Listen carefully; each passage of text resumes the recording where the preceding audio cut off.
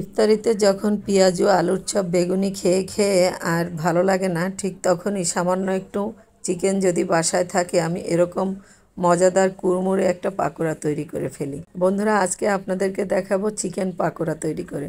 সেজন্য আমি 1 কাপ মুরগির মাংস হাড় ছাড়া নিয়ে নিয়েছি, একদম পাতলা করে কেটে নিয়েছি, ছোট ছোট করে দিয়ে দিচ্ছি 1/2 চা চামচের একটু কম হলুদের গুঁড়া, 1/2 চা চামচের মতো মরিচের গুঁড়া, 1 চা চামচের একটু কম লবণ, 1/2 চা চামচ ভাজা জিরার গুঁড়া, 1/2 চা চামচের একটু কম গরম মশলার গুঁড়া, 1 চা চামচের 4 ভাগের 1 ভাগ কালো গোলমরিচের গুঁড়া, 1 চা চামচ আদা বাটা, 1 চা চামচ রসুন বাটা, সয়া সস দিয়ে দিচ্ছি 1 চা চামচ। আর এটা হলো এলপি সস, এটা আমি দিয়ে দিলাম 1 চা চামচের মতো। এটা যদি আপনাদের কাছে না থাকে তাহলে 2 চা চামচ সয়া সস দিয়ে দিবেন। তবে এই সসটা দিলে যে কোনো চিকেন বা মাংসের আইটেমের স্বাদ বহুগুণ বেড়ে যায়। তো বন্ধুরা, এটাকে একটু মিক্সড করে আমি এর মধ্যে দিয়ে দিলাম 1 চা চামচ চিনি স্বাদের ব্যালেন্সের জন্য, আর সামান্য একটু খাবার সোডা দিলাম, এতে করে চিকেনগুলো ক্রিস্পি হবে।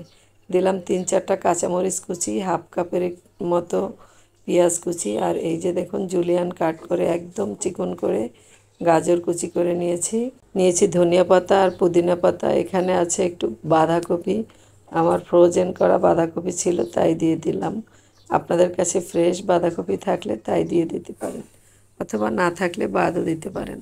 তো এখন এগুলোকে সব দিয়ে হাত দিয়ে খুব ভালোভাবে একদম কষলিয়ে মেখে নিতে হবে, যাতে করে চিকেন এবং ভেজিটেবলগুলো সব একত্রে ভালোভাবে মিশে যায়।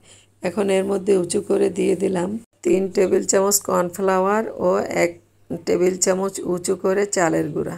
কর্নফ্লাওয়ার না থাকলে এখানে আপনারা বেসন দিতে পারেন, তবে ময়দা দিতে যাবেন না।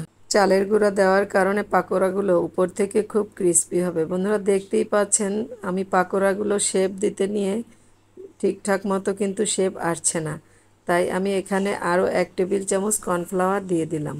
এখন এটাকে আরও ভালোভাবে মিক্স করে আপনাদেরকে দেখাচ্ছি। দেখুন এখন পাকোড়াগুলো কিন্তু শেপ দেয়া যাচ্ছে। তো আমি মোট 4 টেবিল চামচ কর্নফ্লাওয়ার দিয়েছি, আপনারা কর্নফ্লাওয়ার পরিবর্তে বেসনও দিতে পারবেন।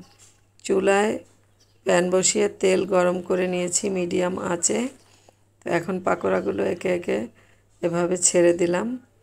তো ছেড়ে দেওয়ার পরে চুলার আঁচটাকে কমিয়ে কিন্তু একদম মিডিয়াম লো করে ভাজতে হবে, তা না হলে উপর থেকে দ্রুত কালার চলে আসবে আর ভিতরে কাঁচা থেকে যাবে। তো বন্ধুরা, এভাবে আমি প্রায় 5-6 মিনিট চুলার মধ্যে উল্টিয়ে পাল্টিয়ে ভেজে নিয়েছি। দেখুন একদম গোল্ডেন ব্রাউন কালার করে তুলে নিয়েছি। আরও এক ব্যাচ ভেজে নিচ্ছি। এই ব্যাচ ভেজে নিয়ে আপনাদেরকে তুলে দেখাচ্ছি। কিন্তু বন্ধুরা, আমি একদিক থেকে পাকোড়া ভেজে নিচ্ছিলাম, আজান দিয়ে দিয়েছিল, সবাই আমার বাচ্চারা খেয়ে নিয়েছিল। পাকোড়াগুলো এত স্বাদ হয়েছে। তো দেখতেই পাচ্ছেন যেগুলো ছিল আপনাদের কয়েকটা দেখিয়ে দিলাম। তো রেসিপি ভালো লাগলে লাইক কমেন্ট শেয়ার করবেন, আর চ্যানেলটাকে এখনও যারা সাবস্ক্রাইব করেননি প্লিজ সাবস্ক্রাইব করে আমাকে সাপোর্ট করবেন। তো আজ বিদায় নিচ্ছি, দেখা হবে আবারও কোনো নতুন রেসিপি নিয়ে। আল্লাহ হাফেজ।